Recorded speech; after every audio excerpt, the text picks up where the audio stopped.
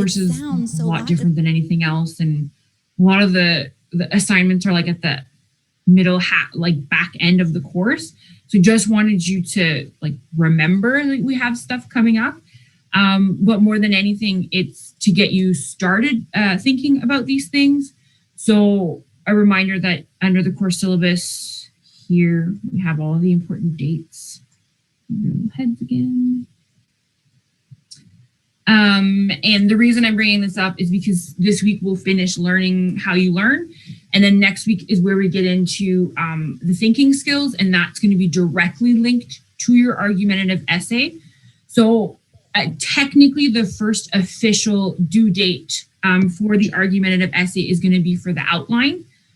So the outline is February 12th. So I took into account the fact that we'll be touching on like the bigger portions of the thinking skills next week. So that gives you still a week, 2 weeks to get the outline done. So next week, I'll go into more detail about what I'm expecting of an outline. But if you can remember what an outline looked like, if you ever did them in high school, it's still going to be complete sentences, but they can be point form, not giant paragraphs. But what I'm going to want to see in your outline is a first version, a first draft, if you will, of your thesis statement.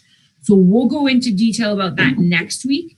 But if you haven't already done so, what I'm going to ask is that you start thinking about the topic of your argumentative essay and have like a general idea of what you think your thesis statement is going to look like. And then next week, when we talk about it in more detail, you'll have that in the back of your mind and you can ask more specific and pointed questions if you have a general idea and you're not sure where to go, or it might just like confirm things that you've done already for your thesis statement.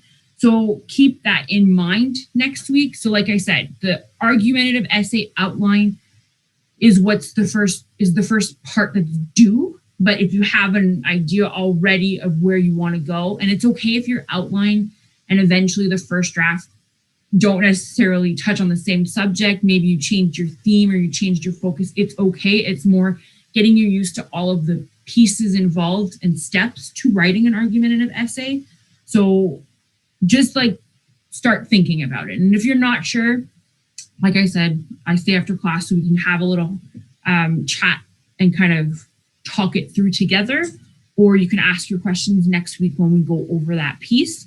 So the thesis statement will be part of the outline. That's the only thing where it has to be like a well thought out and well articulated sentence and thought. But the rest of the outline is just going to be, here's generally where I think I'm headed as it relates back to my thesis. So that's what the outline is in 2 weeks, right? Officially? Yeah, 2 weeks and a day. But so if you have that in mind for next week, that'll help kind of as a comparison point when we go through those pieces. Does that make sense? Are there any like for now questions about that piece? Still thinking about it? Totally forgot that the argumentative essay is coming up. It's okay if you did. That's why I'm doing the reminder now. So yeah, chat at the end of class. We can set up a meeting if we have to, like during the week, if right after class doesn't work, or send me an email. Sometimes I've been able to kind of guide students through email, kind of depends on your preference. But just keep that in mind specifically for next week. Okay. And then while I have D2L open, the other reminder is again where the assignment criteria are under assignments. So here's the criteria for the essay and the rubric. So the outline is more of like a, did you do it? You did it? Check. They're kind of like, I'm giving you these points just to make sure that you're on the right track. And that's, like I said at the beginning of the course, more than anything, what the goal is in splitting up the pieces is so that we can keep checking as you go. So you're not at the end submitting a product that doesn't have a clear thesis statement or like well-supported argument. So we can kind of check it as we go. And this might be something that you're very familiar with, but for some students, this is the first time that they're going to be assigned something like this. Might be the only time, but if you're in any kind of arts-based type programs, it won't be your last essay. So criteria, what I'm looking for, and I know some of you had questions about the template, so these should all work. Let me know if anything I shared doesn't. and I'll make sure to go find the actual document in my files. And then, so criteria is like the checklist of what I'm looking for. And then the actual rubric is what I will be evaluated. What I will be evaluating. Okay. Good to go for that piece.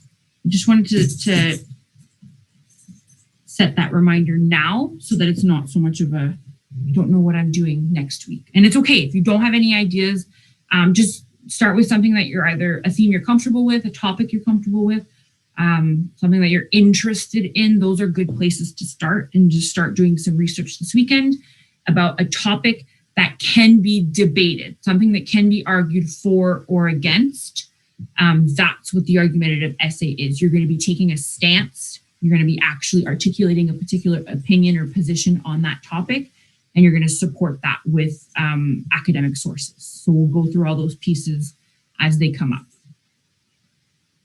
Okay, I know I might be repeating myself for this, but it's an assignment that stresses a lot of students out, and it's not meant to. So I'm trying to, if I repeat it enough times and I break it down into less scary chunks, hopefully that will help.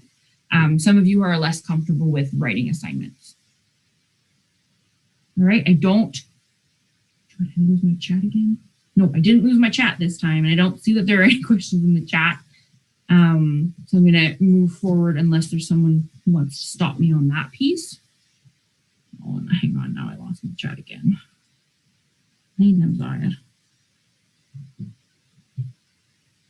Okay, got it. All right, so I'll get out of that. So for the learning assessments homework, did I lie? Was it super overwhelming, or was it okay? It wasn't too difficult. I know for a lot of you, it might have been something you'd already done in the past. And I redid all the tests this week just so that I would also have my experience to share as well. So again, keep track of the results. I like screenshotted, can't remember which one. I think it was the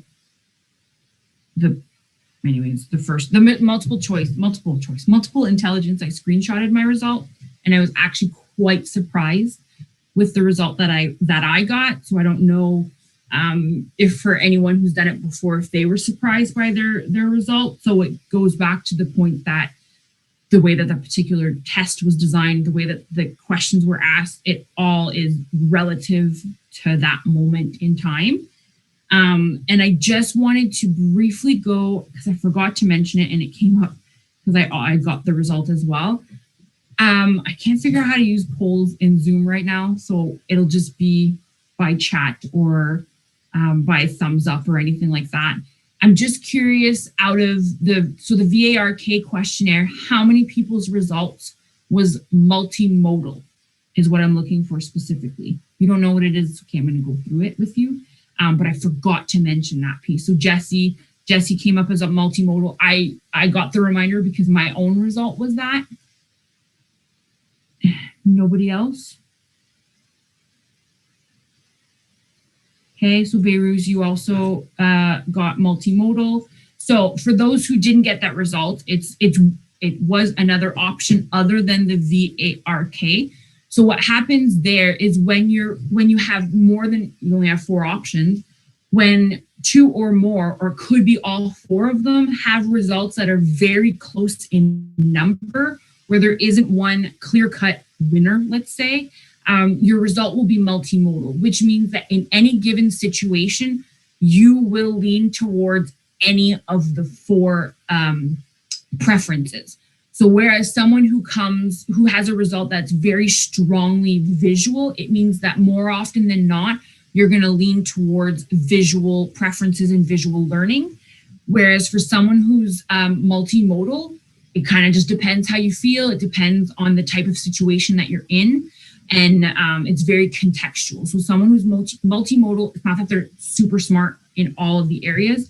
It's just that you don't have necessarily you don't lean particularly one way or the other. It's very much a case-by-case basis. We shared very strong kinesthetic, and some might have a very strong leader. I think my highest result was like an 8. So So I had like 8, 7, 9, or 10. Like they were all really close together, whereas someone else might have had a 12, and then the next highest result was, I don't know, maybe a 6. So there's a clearer distinction between the first and the second. So just so you're aware, that was an option that I totally forgot to tell you. So it appears here. And yeah, so even Luis, who shared in the chat, so it's a very strong kinesthetic. And then 2, well, even the last 3 are kind of just, you could have picked anyone in any situation. So thanks for sharing that. Sorry. Okay, so for this, the other reason why I really like this particular website is because, again, something else I totally forgot to tell you, hopefully you explored it a little bit, is that they have strategies for you already developed on the website. I don't know how I found it, but there was also a section on online learning. I don't know where it went. So for me, I normally lean towards very visual preferences. So this would be examples of things that would potentially help me. And this website has broken it down into how you take in information, how you would present information to others. And then they gave you an education and a business context as well. So it's something that if you're very interested in that and you're not, we're going to go over some strategies tonight anyways. But this is some place to start. And it was super interesting that they gave you like, this is your quote. Okay, so that would describe you, let's say. So I know that this one and the 16 personalities gave you a lot more info, whereas the multiple intelligences was super straightforward. Here's your result, I think.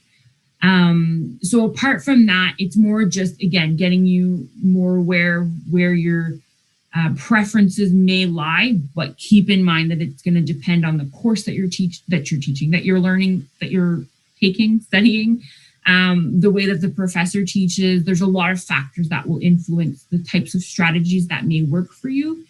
And when it comes down to it, the idea here is let's talk about all the different types of strategies so that you have all of those as ideas at your disposal, and you can pick and choose based on your need, try some out until you find just the right combination. Because it's not going to be a question of this is the only one that's ever going to work for you. No, they're going to change and evolve, and you're going to be able to kind of figure out what works best for you, maybe based on different contexts. So what you do when you have to tackle a reading assignment in a textbook may not be the same as if you're assigned something that's more written, for example.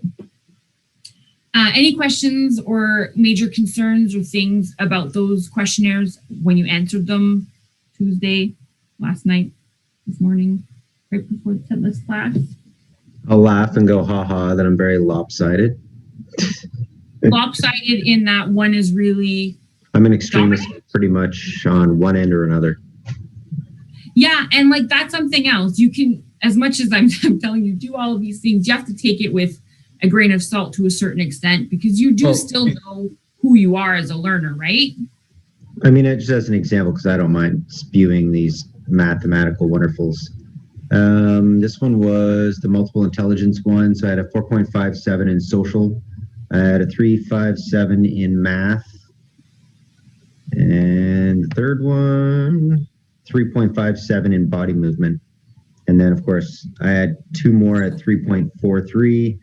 And then they kept going down the line. But I know with the other one, I was a mild oral for the one you were talking about for VARC. Right. But then I had a high kinesthetic 2 as well. It was a 9. The other 2 were a 3 and a 2. And that's another reason why doing them all at once is interesting, because like they overlap to a certain extent, right? The multiple intelligence has one that's like someone who's musical would maybe lean more towards oral, which is not the case because that's two extremes for me personally. But like there's verbal linguistic you might think you'd be the R in VARC. So the overlap is interesting to see, like Justin saying, he kind of plateaued with half of them. And then in the other questionnaire, you were super strong in one of the options where you were just pretty, I don't want to say identical, but you had very multimodal responses for that particular questionnaire. So it's important to kind of compare them all and then really just, okay, how much is this going to help me? How much is this going to hurt me? Because for some people, once you take these questionnaires, you put yourself in this box of this is who I am and this is how I learn and I can't learn any other way. And that's not at all the point of this. But yeah, Justin, you're not alone in your results by any means. Oh, no. I think a lot of students are going to have that. At my age, I take a lot of things with a grain of salt, but I will say this, the one thing that I noticed, like almost every test I took, as another example, the other one with the 16 personalities results, again, it came back up as B being an extrovert, which wasn't unsurprising. But then the rest of the part of those tests, the 4 other results was almost literally like a 55-48 split. Literally, like I had a 52-48, 39-61, 54-46, 43-57. Yeah, that's not uncommon by any means. So don't in one sense, don't read too much into your results.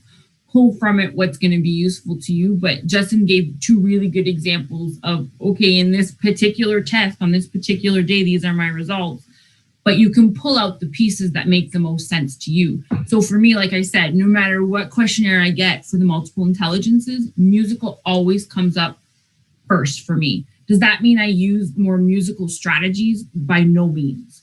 But it's just, I'm not even surprised anymore by that result. And someone who you're more of an introvert versus an extrovert, you could potentially pull that from your intra-personal intelligences as well. So there's pieces that you will recognize in yourself anyways.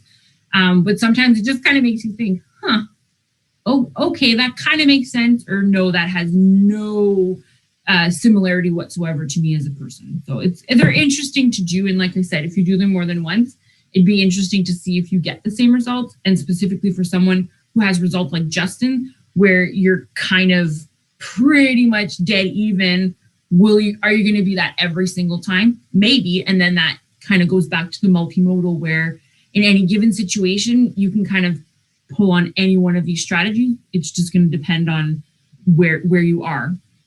So keeping all of that in mind, sorry. No, I was just going to say, like, some of these questions too, when I was answering them, especially the ones where I had like those 350 basics flash down the middles, some of the questions, it's like, to me, it would be based on the actual specific individual situation. They were asking, like, one would be like, can you deal with emotional people? Well, yes. Do I show emotion a large amount on my own personal side of things? No, I don't. I'm very structured. I don't get flustered. I don't get worried. I don't get stressed out because of the way I've led my lifestyle. It is what it is. Does that mean I can't interact with someone who is like that? Yes, I can. But the questions don't fit those kind of situations. It's just a generalization. Yeah, for sure. And that's why, depending on where you are at, like personally, professionally, educationally, whatever, that will have an impact on how you're going to interpret the question, first of all, and then how you answer it. So it's very situational for sure. And I found a lot of the options are super similar. So even then it's like, geez, it could be, I could answer all 4 or whatever the options are. And I put a lot in the middle for the 16 personalities, even though it kind of told you to try to avoid that. But I was like, I don't know. I don't really want to lean one way or the other, because really it's just down the middle. So it all depends. I was going to say, it took me back to my Nintendo days. Pick A or B. Just pick one. It's true. We don't have the context in which that would apply, but it's just more like a, generally speaking, what would you pick? Or kind of instinctually, what would you pick? And then how you apply it in the real world, let's say, is going to be different. But it's still, I think they're super cool to do. More than anything, to get the conversation and reflection started on yourself.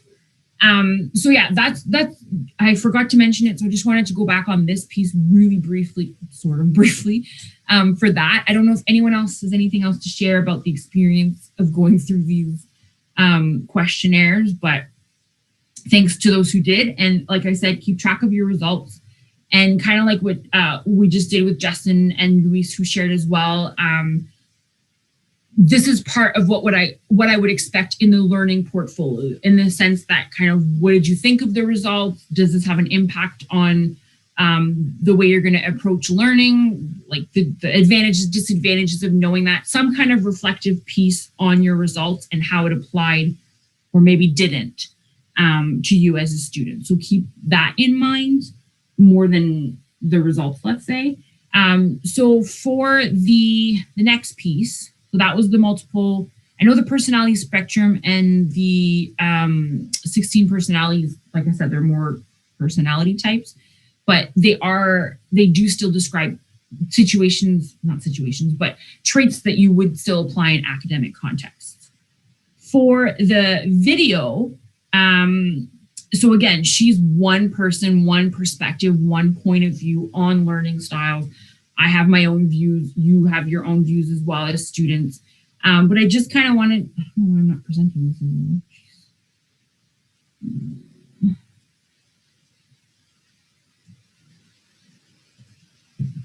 No, I don't want to play the video. Okay. So overall, what were your thoughts on the video? So either in the chat or if you want to just say something out loud, what did you think? Was it a total waste of time?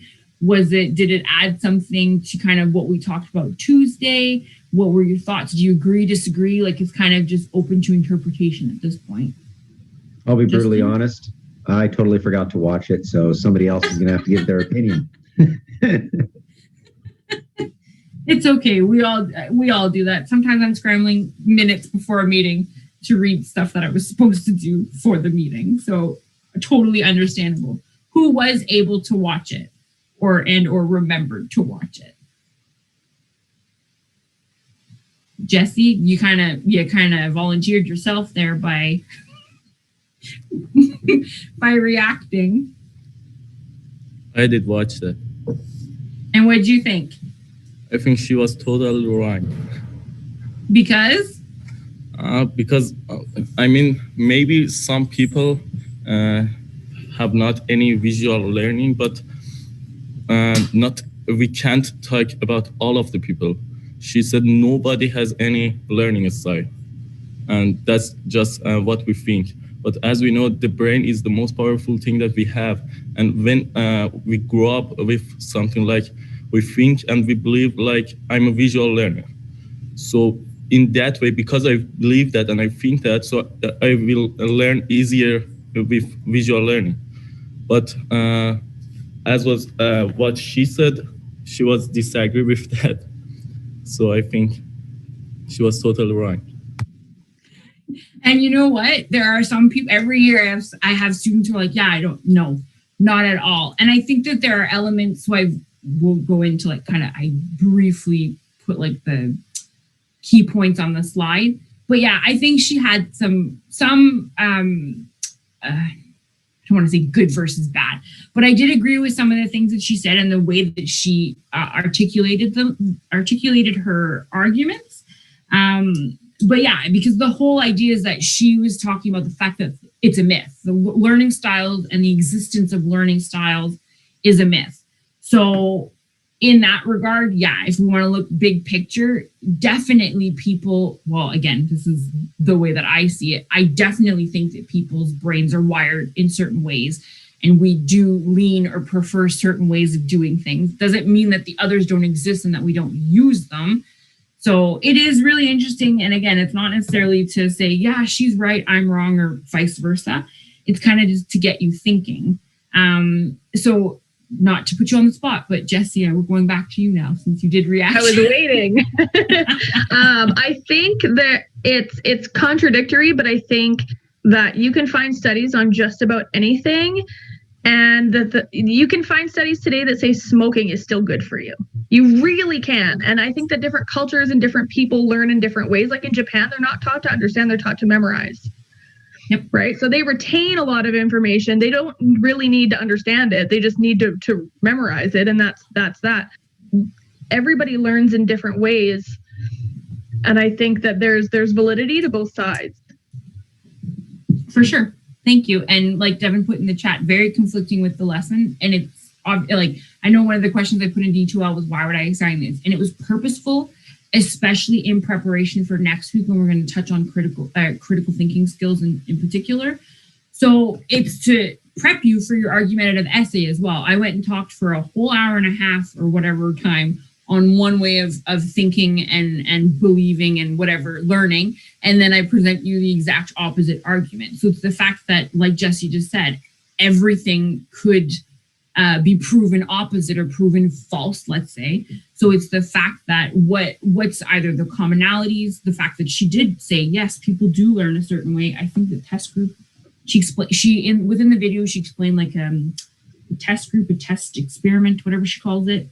So it touched on what Jesse was saying about how the recall and memorization piece exists, and that's the way some people are taught, which when we look at Bloom's taxonomy next week, that's a lower level thinking skill where it's just, do you have a good memory? Is that really an indication of learning? Absolutely not. I have a horrible memory. That doesn't mean I can't understand something and explain it to somebody else. It just means I can't remember everything that someone said. So it's purposeful in the sense that, like we were just talking about with the assessments, you take what you need to be able to succeed and to use it in your everyday student life. But I just like some of the things that she says, because I have all kinds of notes all over the place. Like I don't necessarily agree with the fact that the strategies and knowing that your learning style doesn't help you. I do think that when you know a little bit more about how you perceive information, process information, and the way that you approach things, knowing that is important to be able to build off of that when you're trying to study. Because I have a lot of students that come to me like, but I did cheat sheets and index cards or whatever you do, flashcards, that's the word I want. But I did all kinds of flashcards. That's great. And that could be a strategy. But is it the only one you should be using? Maybe not. And that it depends on what the ultimate goal of the strategy is. If you're looking to straight up memorize something, sure, a flashcard might work perfect. But if the ultimate goal is for you to be able to apply that knowledge in a different context, is the fact that you memorize the definition going to help you? Not if you didn't understand it. If you can regurgitate it, perfect. That's one level of thinking. So it's just, I think it's super interesting to kind of get her perspective on it more than anything. And she did talk about the fact that meaning is so important, and the fact that, like Jesse was saying, the memorization piece is not as important as how are you relating this to your own knowledge? How are you relating this to your own situation? How are you relating this to your goals, your values, whatever the case may be, to find meaning in it so that it will make sense to you and you're more likely to remember it. I'll probably be mentioning that more than one time in this course. I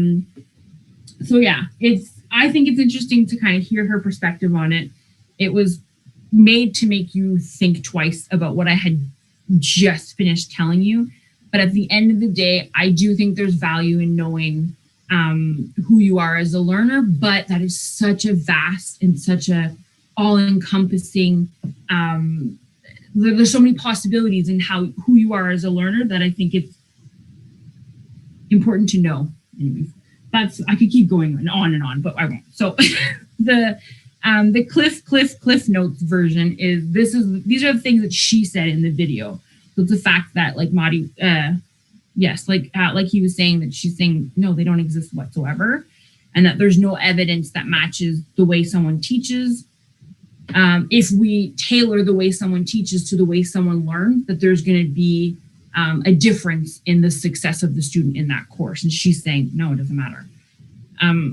That learning is stored in meaning, which I said. And then, so many things can be taught and learned using multiple senses. So she talked about it that way, which comes back to sort of like the multimodal approach. So I do think there's stuff to pull from what she said, but I'm not going to force a particular opinion on you, because it's the point of universities to kind of be able to form your own opinions. So that was it for that piece. Leading into learning preferences. So again, learning styles, learning strategies, the way you learn, basically. So I really wanted to try this with you tonight, is a Padlet. So I don't know if anyone's familiar with a Padlet. It's kind of like an online sticky board situation. Bulletin board, sticky board, a conversation board. So I'm going to get you to go to this website. Let me find my chat again. And so I think I put the setting so that it's anonymous in that you can just post anything under any of the 4. So it looks like, bring this over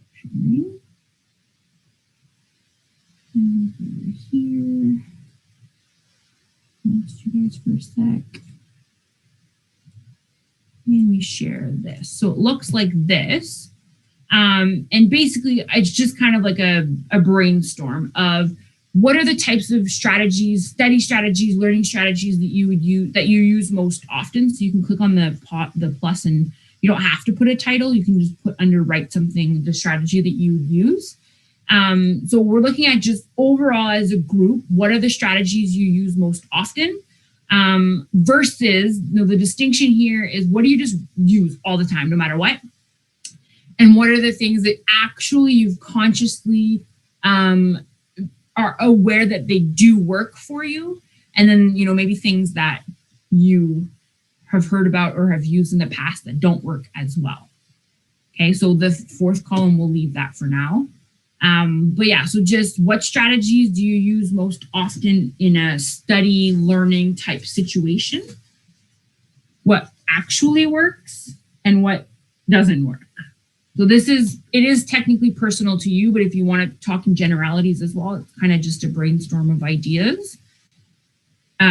So practicing problems, I can tell that was not completely done yet. Reciting definitions, rereading the material, problem posing education concept.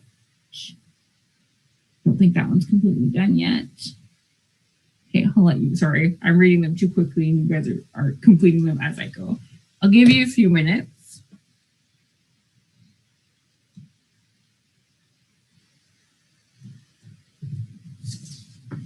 There's no right or wrong answer. Like I said, these will come, not to haunt you, but we will be addressing these more than once in this course. Do's, tries.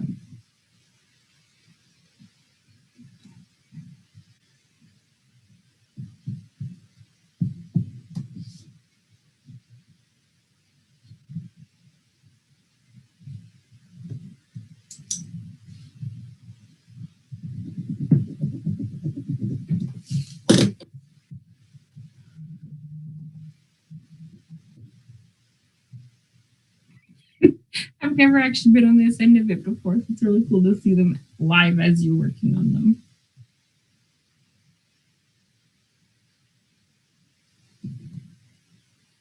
I will clean this up afterwards, especially if there's stuff that comes up more than once.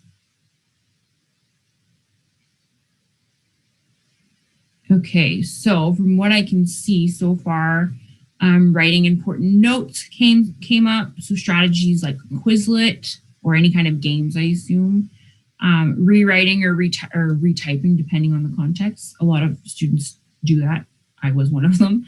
Breaks, practice problems for sure. Recording lectures and rewatching them. Yeah. Reciting definitions multiple times.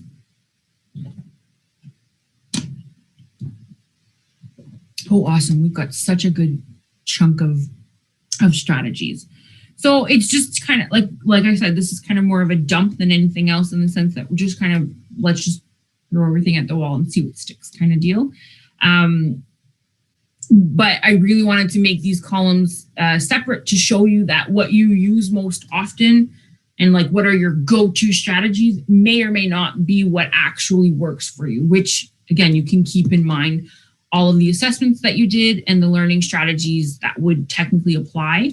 And whether or not there's a disconnect in between what like you've heard works versus what actually does work for you.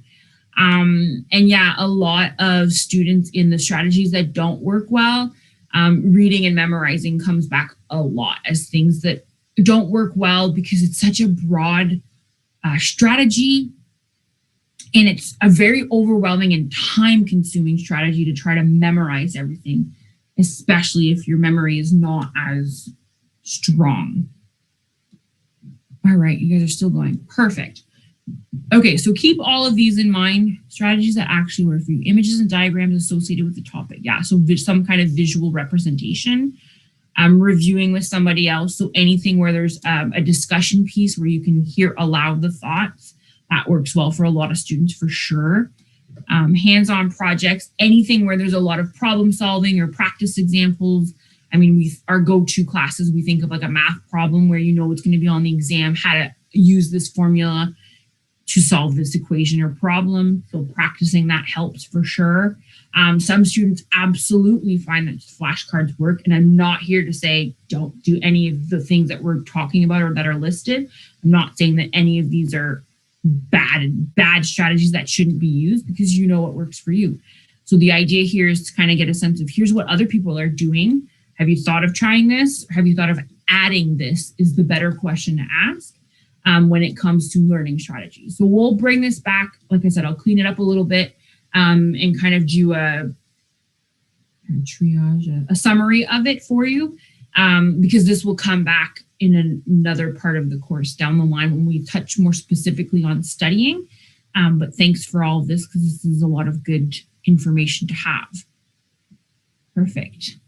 Study groups, especially right now, I know that everyone is super excited about all the different virtual options where you don't actually have to worry about on campus, you had to find a room, rent a room, I don't know, schedule a room. I don't know how it worked on campus, but there was like all of these logistics involved that now you can just log in together and have a study session like that. So that's really cool that we have that added piece where you don't even have to be in the same city, never mind the same campus. Yeah, Cambrian, you had to actually book a room in a day in advance. You had to log it in by one individual. You were only given an hour time block. So yeah, it was a pain in the ass. I think you were lucky at Cambrian. I'm pretty sure Laurentian there, like especially during peak season, I think you had to book like a week in advance, and you were lucky if you got a room. And, I mean, depending on how important it was, yeah. I mean, if you really, really wanted that room, otherwise you find it. Honestly, we used to find like little cubby holes. If you'd been there long enough and you ventured around and checked it out, I was part of the security, so I had to do patrols. They had some weird little coved areas. They were perfect for studying. It was even quieter than the library because we had an issue where a lot of other people would have like literally what we would call parties. They had to create silent signs, and it was a nightmare. So yeah. It made it interesting anyway. And now we have a whole new, I mean, you guys are witness to my technical prowess. So there's a whole nother side of logistics that come. And like, this is literally my job on the daily. I swear I know what I'm doing. It just, everything always goes wrong the minute people are watching. But anyways, there's a whole, those technological logistics are a whole other, not headache, but a whole other aspect of online learning and learning from home. So I will keep track of all of this for future reference. I only shared that one screen, so I have to go back again.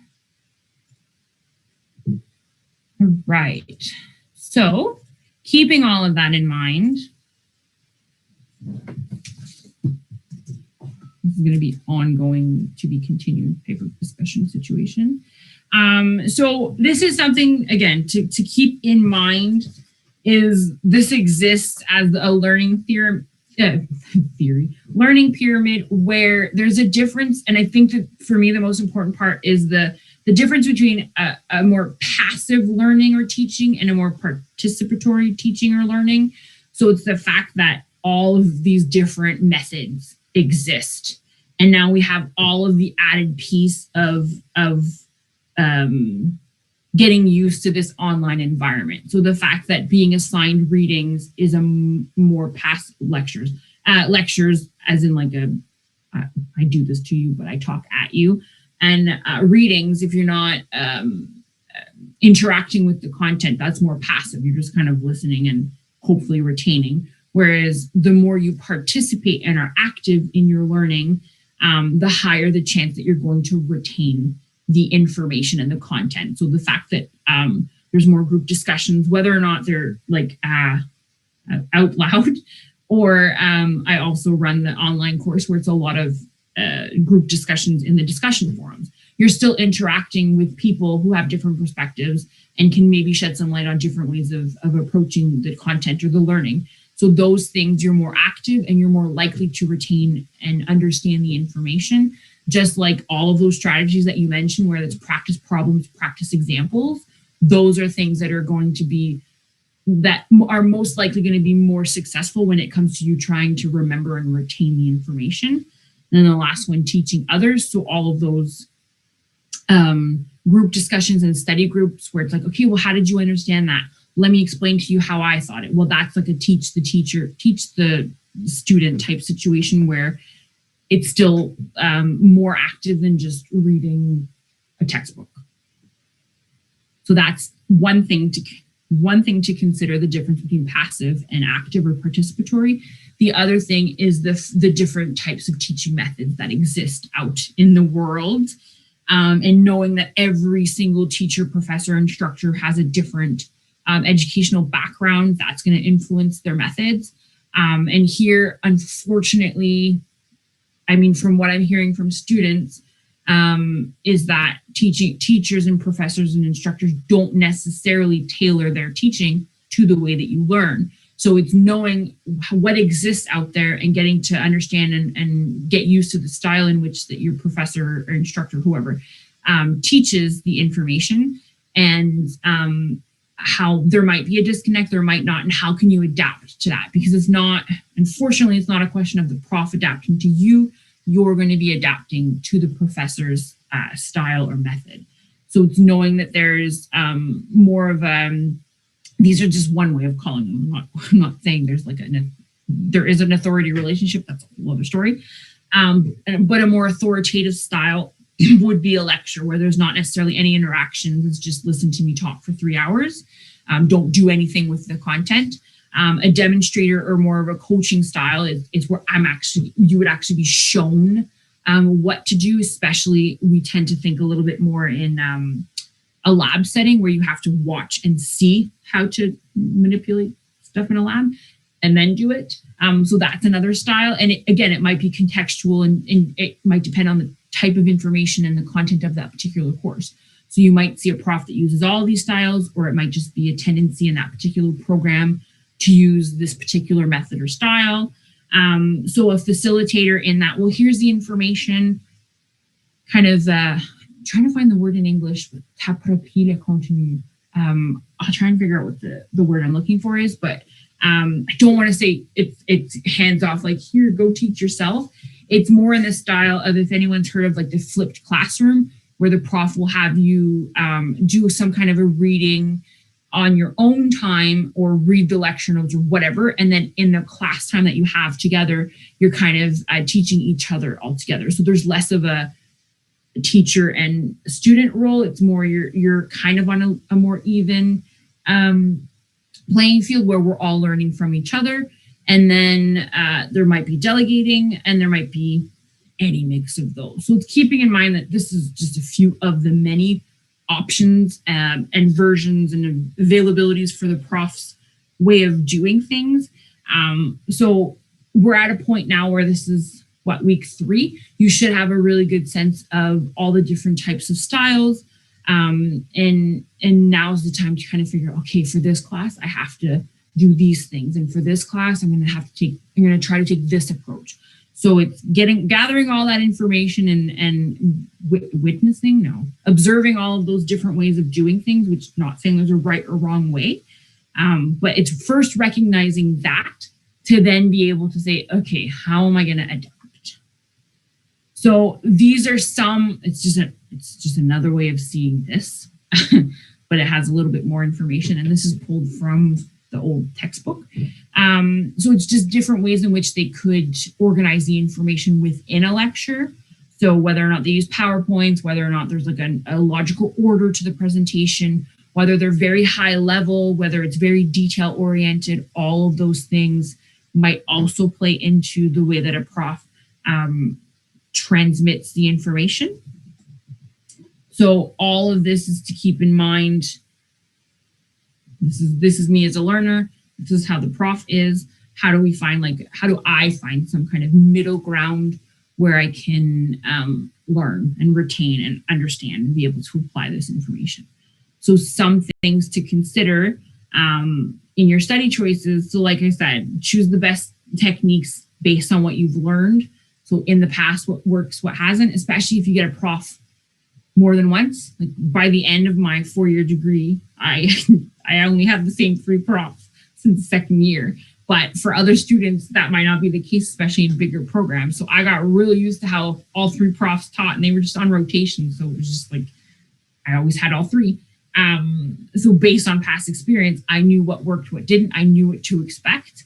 And then to use strategies that are going to, I don't want to say you want to get out of your comfort zone, but like challenge yourself in the sense that if you're finding that you're struggling in a particular course, I'm not saying this is the only reason why, but the strategies that you're using might not work for that particular course from that particular prof at that particular time.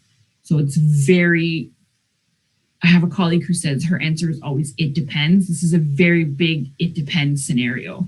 But if you have a knowledge of the most common styles of profs and the most common strategies for those particular styles, hopefully you'll have some kind of toolbox to be able to pull from. The same thing so this translates into like the whole topic of self-knowledge is knowing what works and what doesn't for you. Also applies to technology choices. So even the things that I use, I think I'm comfortable with when I'm using them in this classroom. And sometimes it works, sometimes it doesn't. So even when I'm training profs at Collège Boréal, we always tell them, well, if you're not comfortable with it, don't test it for the first time with your students. So I'm always testing things ahead of time with colleagues or myself or whatever. So knowing what your limits are, knowing what you're comfortable with testing applies just as much to the study strategies you use, to the technology choices, and then how it would also translate to how you are as an employee. So I try to challenge myself as much at work as possible, but I also know my limits. Like, no, that's I need to call someone kind of question because I don't want to screw anything up. So it's just being more self-aware has benefits in all of the different like categories of life, basically. All right, are there any, again, I know I'm talking a lot. Are there any questions about that piece, about learning strategies in general, or anything about these last 2 slides, maybe? We're good. Okay, so again, it's not that I'm an expert in anything to do with how a prof teaches, but if you're having specific difficulties in a particular course, those are things we can chat about like on a one-on-one basis. I know a lot of students, either they're super pro getting the PowerPoints and the slides ahead of time, and that helps them. And then there are some that are like, the prof doesn't use any visuals, just talks for 3 straight hours. And I don't know how to even, I don't know where the logic is. I can't follow along with someone who just talks for forever and I don't have any kind of references. Like, it's going to depend on how the information is coming to you, but keeping in mind that right now, I assume everyone is a little bit more comfortable with teaching online, but that could also play a role in it. But just start to be more aware of the classes in which you're having a harder time. It could be a whole stack of reasons why things aren't working, but the strategies that you use might play a role in that. So keeping all of that in mind, and just let me know if it's my course and you're having a hard time following along. I don't know unless you tell me. The same thing for another course. You would hope that profs are going to try and find different ways of helping you, but it doesn't hurt to ask. As funny as this sounds, a little quick side story. When I was in my previous course, they brought in somebody who technically by definition wasn't a teacher. He was a private investigator. And because they didn't have a teacher to teach that aspect of the course, they brought this guy in. And we actually had this issue. The whole class failed their second test with him because the bulk of the information he was giving us was like almost in storytelling mode. Mm-hmm. So we had no really a way of determining what it was he was looking for when it came to answers. So we kind of all went like, yeah, we don't know what to take from this. What's the stuff you're going to want us to learn versus you just saying I was sitting at a doorway in a hallway, and you have to have enough perception to realize that when you see the footsteps going underneath the doorway to act, or are we just telling us a story about how you were sitting in a hallway?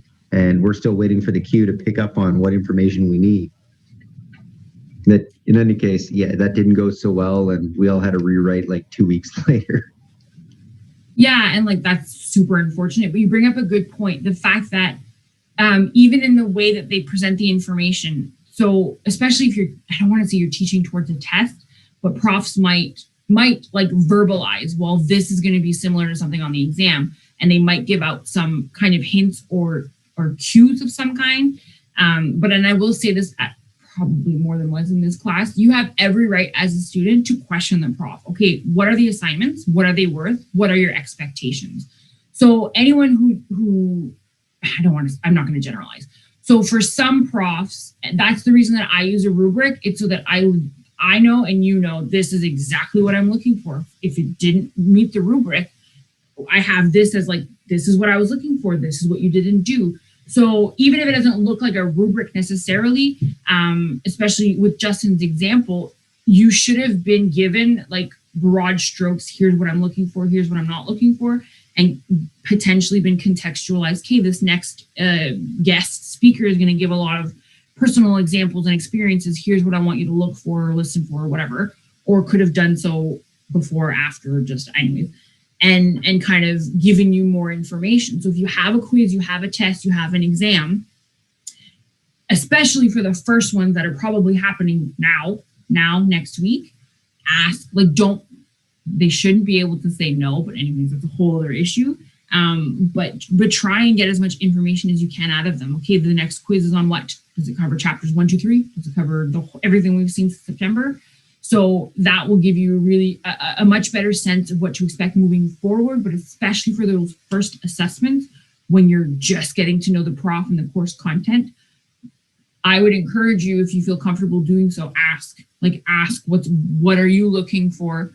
And then if you can, maybe have a record of yourself asking that question in case it comes back after the fact when the assessment is like, this is what I was looking for. Okay, but I asked anyways. We're not going to get into all of those aspects, but just keep all of that in mind. And as a student, you have every right to question those types of things because they affect your success in the course and your end result, your end grade, right? I'm not saying that every prof will answer you, but it won't necessarily hurt to ask, right? I hope not anyways. Okay. It's not going again. Oh my goodness. All right. So I wanted to kind of bookend this by briefly going over learning disabilities, which is another aspect of why you might be struggling in a particular course. So another disclaimer, I am in no way an expert. I think they're accessibility advisors is their official title at Laurentian. They have special training, they have special education courses, programs that they have to complete to be able to support students, specifically with their learning needs, learning disabilities, if it's an identified learning disability. So I think I already mentioned it, but just so that you're aware, and it does not hurt to repeat, an IEP does not follow you. So if you had any kind of accommodations in high school, whether or not you graduated high school like last month or 5-6 years ago, the university does not have a record of anything that you've had previously. So if you know you already had some kinds of accommodations in the past, you have to go speak with an accessibility advisor at our accessibility office at Laurentian to have those accommodations put in place for you for your university courses. So for those who are unaware, it does. So I, as a professor, I receive an email from your advisor. So I don't know how many work there, but I get it specifically from your particular advisor that says, here is an accommodation letter for a student in your course. It's a super generic email. And then a PDF document is added with your name, I think your student number, and then very brief high-level details of your learning need, and then the accommodations that have been accorded to you. So I don't know how it works online yet, what those accommodations will look like. And it's very specific to each student, but to be able to, I have to use the word guarantee, to guarantee that a professor is by law required to meet those accommodation needs. you have to go through accessibility services. Otherwise, and it's great because I hear students every year saying, yeah, but my prof already does this for me. That's great. So like profs can make any kind of arrangements with any kind of student for any reason. That's a prof's to the prof's discretion. But to guarantee access to the accommodations that you need to succeed as a student with a learning disability, that has to go through accessibility services. That's my like tangent. And I have the information on a slide somewhere, specifically for our accessibility services. But just generally speaking, a learning disability, and I know I say it somewhere, has nothing to do with a person's intelligence. It has to do with the way that they process information and produce. So how they interpret, how the information comes to them, how they process it, and how it's produced, how it comes out. So that's what a learning disability does. It's something to do in their brain. It's something to do in a person's brain that affects the way that the information is treated. Has nothing to do with intelligence. You want to know a good example? It's dyslexia. Yeah. So I have absolutely. It, but I'm just saying, yeah, it's the way we interpret or take the information and how we actually, as an example, if I see something, my brain doesn't necessarily see what I saw. It's converted it, inverted it, flipped it upside down. Wordings, how you heard a sentence versus what was actually said. It's kind of like a lot of us would say the old telephone game. 5 people down the row, you all of a sudden hear something that's similar, but it's still different. Well, that's what we suffer from. Sometimes it's just the way you hear it. It could be just the way you speak it. There's, lots of fun. Yeah, and again, it has nothing to do with a person's intelligence, and it's not a question of that person has an advantage over someone else. No, it's the difference between equality and equity. It's the fact that everyone is given the opportunities that they need to reach their full potential. So the fact that a student needs extra time on an exam is not unfair to the students who don't get extra time. It's the fact that this person needs this much extra time to be on the same level as everybody else. So it has nothing to do with, because I know there's, it's fair, it's unfair, and that has no bearing on it. It really is, and I'm gonna have to put that in my slide. It really is a question of equality versus equity. And I'll find the visual of the kids on the podium because I think that it's a really strong visual of the difference.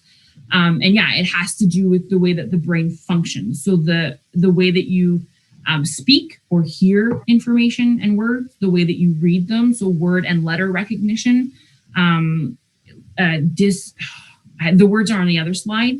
The way that you write and math, so specifically numbers and problem solving, and it's a lot more. I don't want to say obvious because it's not. Some people can go years without having an identified learning disability, even though all of the signs, let's say, were there.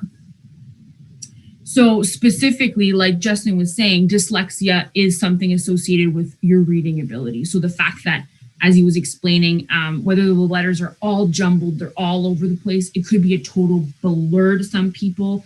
Some people just see letters flipped. So B's, P's, Q's, anything with a little tail, all of those letters could be interchangeable for some people, the way that they see them. The same thing with dyscalculia. It could be a question of backwards, forwards with your numbers and letters, but it could also just be with math concepts, generally speaking, not necessarily specific to numbers. Dysgraphia is writing related difficulties. There's how you process visual information, how you process audio or oral information, and then attention deficit as well. So all of those, not to say that they're the only ones by any means, but those are the most common disabilities that we think of, especially when we hear the word. And here are some common college accommodations, not by any means exhaustive either. And like I said, that letter that your advisor gives to the prof kind of details, here's what this particular student needs. So it is very specific. And if I'm not mistaken, they'll have a look at like the course content and tailor the letter a little bit to be like, oh, well, I see that there's an oral presentation in this course. Well, here's the accommodation that the student's going to need for this particular presentation. I think that you'd have to double check. And yeah, so these are the most common, not by any means all of them. And some common signs that I thought were important to just have as a list. I'm not saying go diagnose everyone you know by any means, but these are some of the things that come up, especially for high school students and adults. So there's different signs that we look for in students who are a lot younger, so small kids versus teens versus adults. So these are some of the things that these learning disabilities demonstrate. Like, this is what people are dealing with. So it's not necessarily a question of someone just can't spell. It can be due to something else. So these are some of the signs. Again, don't look at this list and be like, oh my God, this could be me. I'm not saying that by any means. It's just more of an awareness piece to know that that's some of the common signs of a learning disability. And just like I said Tuesday, all of these link to things, so whether they're resources or videos, for more information, because this is pulled directly from the Learning Disabilities Association of Ontario, LDAO. It's on another slide as well, so that you know where to go. And I really like their website because they do give a lot of explanation and description on learning disabilities. Oh, no, one more managing. So some of the things that you can do if you are a student with a learning disability or someone who knows someone with a learning disability. Again, because your IEP doesn't follow you, make sure that you have as much information if possible. Try and gather all the information that you have. Like, look at, here's all of the documentation that I have previously, especially if you're going from one institution from the next. Go to accessibility services or whatever they call that particular unit or department on your campus. Don't think they changed the name. The last time I was on campus, it was accessibility services. For me, be a dedicated student is just do what you would normally do. Do the best that you can with what's available to you. And the rest hopefully will come in the form of support from your prof and accommodations and your accessibility advisor. And I like the idea of just build a positive attitude. It's not a question of you're dumb or stupid, which a lot of the stigma around learning disabilities, again, is linked to someone's intelligence level. No bearing whatsoever. And just be proud of what you can accomplish and what you do accomplish, and know that you're doing everything that you can whenever possible. So for this, I really, we don't have the time and I knew we wouldn't. I really like this lady. Her name is Lexi. Again, just more resources in case you're interested. She gives one perspective on how she dealt with her learning disability. I think it's at the college level. So this is a really interesting 9-minute video. If you're curious to see one person's experience with a learning disability in higher education. So that's a TED Talk. And the rest of these are articles or websites. So I thought that I found that they were really interesting. So like I said, I'll highlight and recommend what I've found most interesting, but that's me. Could not speak to you. It could be really important or relevant to you. You won't know until you click. So this is accessibility services for Laurentian. Here are the coordinates, the phone number. Here's the email address. And then here are the policies and guidelines that Laurentian has in place that guarantees that you have every right to the accommodations that you need in your course. You happen to have the GPS on that? Because I'll use my GPS in the car. What? You said GPS? Coordinates. Yeah, you said the coordinates. And my defense, in French, all of my words make total sense in a French context, and then in English, people, yeah, thank you. I thought it was an acronym, I didn't know. Phone number and email address. So anyone who would like more information, contact them, and they're there to support you. So just know that they're there. I just wanted to end briefly on the fact that the AODA exists, so the Accessibility for Ontarians with Disabilities Act. So not only do we have what was on this slide, so we have policies and guidelines within an academic university context, you also have laws that you have to follow as employers and employees as well. So whether or not you're working on the university campus or elsewhere. So I'm not mistaken, I have to do this every time I change jobs. So AODA and another one on the other slide. So these are things that regulate people's rights and responsibilities when it comes to people with disabilities. So that's something else that you have to follow. So just being aware of all of this, all that exists to protect people's rights. So the AODA as well as the Ontario Human Rights Code. So these two, not this one, that's just a pretty flow chart. This one, in case anyone is super interested, I really appreciate the course, I guess. So you can take like a little, I don't know if it's exactly what you have. I had to do it for work. I can't remember what job or when, but it's a really interesting series of videos about the Human Rights Code and the AODA. So knowing how that all plays into academic and professional settings. So if you're interested, I do believe it gives you a certificate at the end, if that motivates anybody. You may be required to do it for work anyways. So that's something that's available to you if you're super interested in learning more about the AODA or the OHRC. And then, again, on all of the spare time that I think everybody has, if you really think you want to learn more about learning, it's a series of videos. They kind of look like lectures. So there's a ton of those there if you'd like to look at While you're those. mid-trancing there, are these going to be hyperlinked in the initially posted slides? So everything that's linked should, like, I save it as a PDF. It should all of the links should follow. So if anything is broken, let me know. But normally I triple check. Yeah, I'm just saying, like, when you've posted this in our content section, that then there'll be links, PDF or otherwise, to this stuff. Okay. They should be. Yes. Everything will be in D2L, and anything that doesn't work or that you're not sure of, was this supposed to go somewhere else, just let me know, and I have it somewhere else as well, because I'll have missed something at some point. All right. Any questions about that piece? So it was, again, a brief overview of learning how we learn, and all of the different factors that play into the choices that you're going to make, the strategies that you're going to use, how you can adapt. And we'll talk about that again in, I don't remember what I called it, but the studying module. So study and study strategies and memory strategies. Those all play into what it'll build off of what we've done tonight. The only other thing, unless are there any questions, comments, concerns?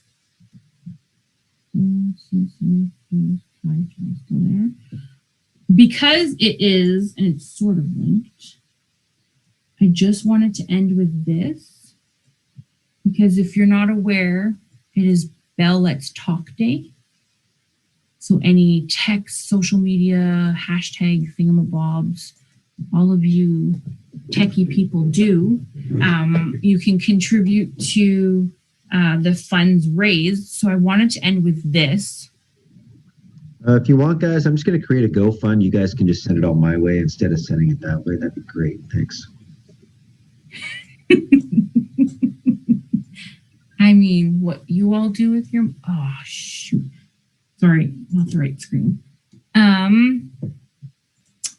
Could have just sent you the link and it would have been faster than me trying to share it for you. So it says, nope, maybe. You guys see my Buble? Okay. It says, for every time we watch this, let's not go into how many times I've watched this today. Did you know that watching me water this plant supports mental health? Watching me not work out today also helps. Mike, do you remember to buy the milk? Watching me realize that I did not get the milk is helping. Watching me vacuum supports mental health. Watching me nail this pot helps. Go! Watching me take this slap shot even helps. Top corner.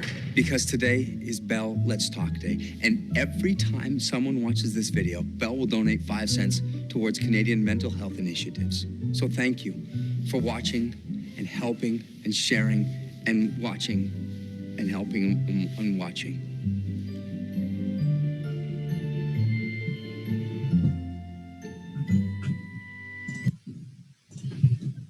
So on that, Don't quote me on this, but I sorry, think it's actually, if you go to the Bell website, there's a lot of other stuff you can do that also contributes to that. So if you have a Bell service, Bell phone, cell phone specifically, you text anybody, it automatically, every time you're texting somebody, you're donating 5 cents. Well, Bell is donating 5 cents.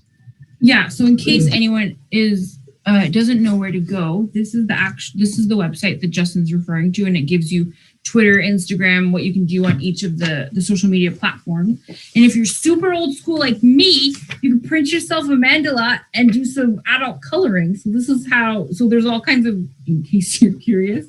There's like here are some it's a bingo of like activities you can do for your own self-care and things that you can do with other people. So not only can you all you have to do is text someone today if you're with Bell as a provider, and that will go towards the mental health fund. Like Justin said, any of the other social media, and there's a whole toolkit of things that they recommend that you can try, suggestions that you can make. So just my challenge to you tonight is go and do something for yourself. Go and do something that will help for Bell Let's Talk. And